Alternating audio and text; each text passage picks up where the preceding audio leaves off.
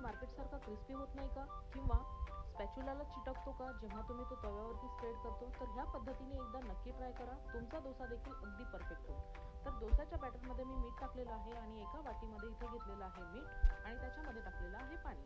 आता हा आहे नॉनस्टिकचा तवा, तो छान जास्त गरम झाल्यानंतर आपल्याला इथे तेल स्प्रेड करून घ्यायचं आहे. त्याच्यानंतर टाकायचं आहे मिठाचं पाणी, जे आता आपण तयार करून ठेवलं होतं. मिठाचं पाणी टाकल्यानंतर तवा थोडासा थंड होतो, त्याचं टेम्परेचर कमी होतं आणि डोसा देखील क्रिस्पी होतं आणि स्पॅच्युलाला आपलं बॅटर चिटकत नाही. तर तुम्ही पाहू शकता मार्केटमध्ये जसा डोसा तयार करतात त्याच पद्धतीने आपलं जे बॅटर आहे ते स्प्रेड झालेलं आहे. त्याच्यानंतर मी त्याच्यावरती टाकलेलं आहे ऑइल आणि त्याच्यानंतर टाकलेलं आहे शेजवान चटणी. ही ऑप्शनल आहे, तुम्हाला हवा असल्यास तुम्ही टाकू शकता. इथे माझ्याकडे होतं गाजर आणि पनीर, त्याचा देखील मी वापर केलेला आहे आणि शेवटीला टाकलेली आहे आलूची भाजी.